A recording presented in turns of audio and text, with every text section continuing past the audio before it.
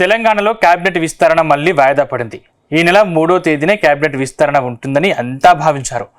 కానీ నేతలంతా వరుసపెట్టి ఢిల్లీ టూర్కు వెళ్లారు. తమకు కేబినెట్లో బెర్త్ తప్పకుండా ఇవ్వాల్సిందేనంటూ లేఖలు అందజేశారు. ఇప్పుడు ఓ నేత నేరుగా రాజీనామాకి సిద్ధమయ్యారు. తనకు మంత్రి పదవి ఇవ్వకుంటే ఎమ్మెల్యే పదవికి రాజీనామా చేస్తానని హైకమాండ్కు అల్టిమేటం జారీ చేశారు.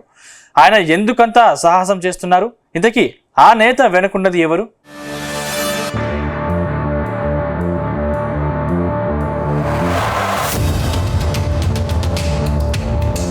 తెలంగాణలో కేబినెట్ విస్తరణ దాదాపు వాయిదా పడినట్టేనని తెలుస్తుంది.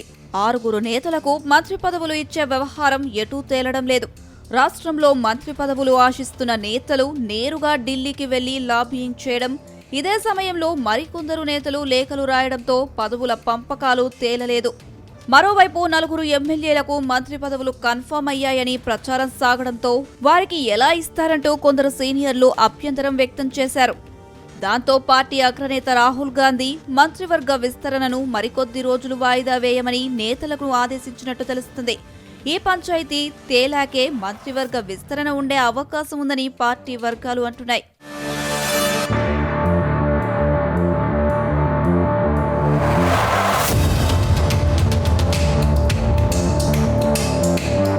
ఇదిలా ఉంటే మంత్రివర్గంలో తన పేరు దాదాపు ఖాయమైందని మునుగోడు ఎమ్మెల్యే కోమటిరెడ్డి రాజగోపాల్ రెడ్డి అంటున్నారు. తనకు హోంశాఖ అంటే ఇష్టమని, ఆ శాఖ ఇస్తేనే బాగుంటుందని తన అభిప్రాయాన్ని పంచుకున్నారు. ఇదే సమయంలో రాజగోపాల్ రెడ్డికి మంత్రి పదవి ఇవ్వొద్దంటూ మాజీ మంత్రి జానారెడ్డి పార్టీ హైకమాండ్కు లేఖ రాశారు.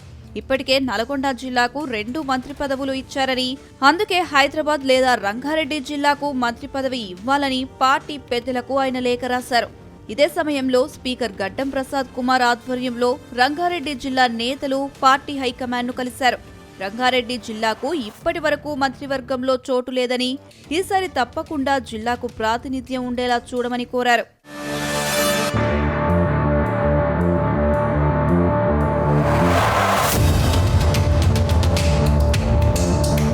ఈ నేపథ్యంలో రంగారెడ్డి జిల్లాకు మంత్రి పదవి విషయమై పార్టీ హైకమాండ్ ఎటూ తేల్చడం లేదు.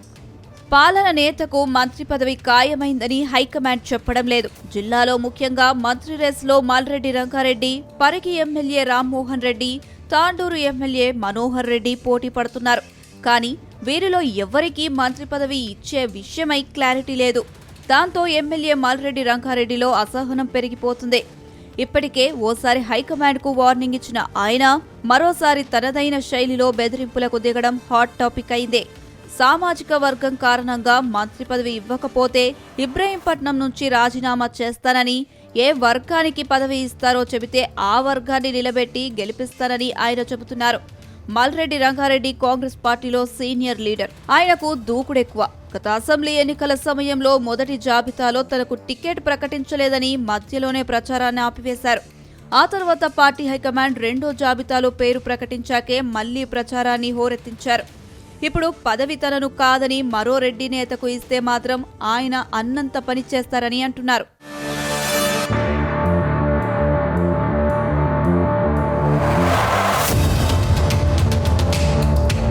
మొత్తంగా ఇబ్రహీంపట్నం ఎమ్మెల్యే మల్రెడ్డి రంగారెడ్డి వ్యవహారం కాంగ్రెస్ పార్టీలో కాకరేపుతుంది.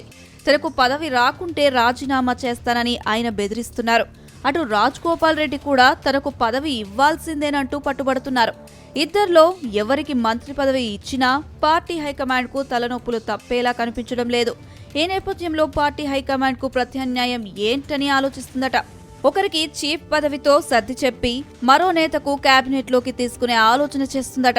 అయితే హైకమాండ్ నిర్ణయాన్ని ఈ ఇద్దరు నేతలు ఆమోదిస్తారా లేక రాజీనామాలతో సంచలనం సృష్టిస్తారా అనేది తెలియాలంటే మాత్రం కొద్ది రోజులు ఆగాల్సిందేనంటున్నారు రాజకీయ పరిశీలకులు.